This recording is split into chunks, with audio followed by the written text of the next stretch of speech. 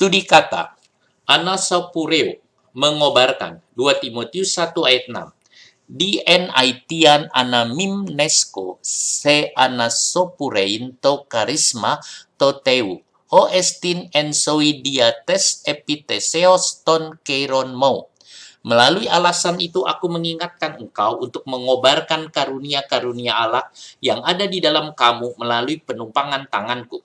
Anasopureo berasal dari 3 kata, yaitu ana artinya naik atau lagi, ditambah dengan soos artinya hidup, ditambah dengan pur atau api, sehingga artinya api yang hidup atau api yang berkobar-kobar. Paulus menyuruh Timotius untuk mengobarkannya lagi karunia Allah yang ada di dalamnya. Dalam Yunani klasik, anasopureo berasal dari kata tosopuron, yaitu sebongkah bara api atau percikan api. Kemudian ditambah kata ana, sehingga artinya menyala, nyala atau berkobar-kobar. Memang di zaman dahulu api tidak disimpan di dalam bentuk kobaran, melainkan di dalam bentuk bara api. Sehingga untuk menyalakannya, biasanya abunya dibuang dulu, lalu bara itu ditiup sampai menyala.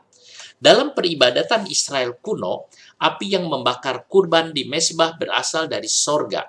Kemudian bara api itu disimpan dalam perbaraan, dan ketika hendak membakar kurban atau menyalakan pelita di kemah Tuhan, maka bara api itu ditiup lagi sehingga menyala.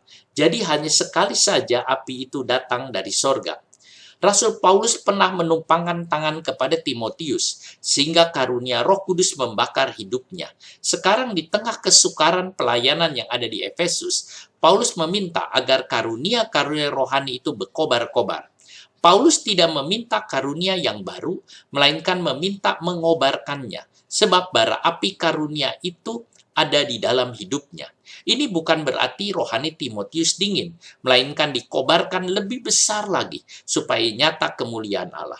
Rupanya Timotius itu orang yang kalem, dan Paulus ingin Timotius seperti dirinya. Anasuporeo ditulis dalam bentuk present aktif. Anasuporein artinya terus-menerus, dikobarkan, sebab kecenderungan api adalah padam, jadi harus dinyalakan terus. Clarence Jordan menerjemahkan ayat ini. I am reminding you to shake the ashes of the God-given fire that is in you. Ya, abu itu harus disingkirkan lebih dulu, supaya karunia yang Tuhan berikan itu menyala. Sebab jika bara dipenuhi abu, walaupun ditiup sulit untuk menyala. Ubahlah bara api menjadi nyala api. Jangan menjadi abu yang membara, tetapi api yang menari-nari. Orang yang menyala itu tidak terkalahkan. Neraka gemetar saat rohani orang menyala. Kejadian 45 ayat 27. Maka bangkitlah kembali semangat Yakub. Dalam Septuaginta ditulis anesopuresen, artinya menyala lagi. Ketika Yakub kehilangan Yusuf, hatinya sudah dingin. Tetapi waktu diberitahu bahwa Yusuf masih hidup dan ada di Mesir, langsung rohnya hidup. Anasuporeo, rohnya menyala kembali. Coba perhatikan betapa gagahnya Yakub setelah rohnya menyala. Ia memberkati Firaun di Mesir. Ia bernubuat mengenai anak-anaknya. Ia tahu apa yang akan terjadi di kemudian hari. Selama kurang lebih 13 tahun rohnya dingin. Tidak ada yang dikerjakan. Tetapi ketika rohnya hidup, kekuatannya muncul. Ia melakukan pekerjaan yang luar biasa.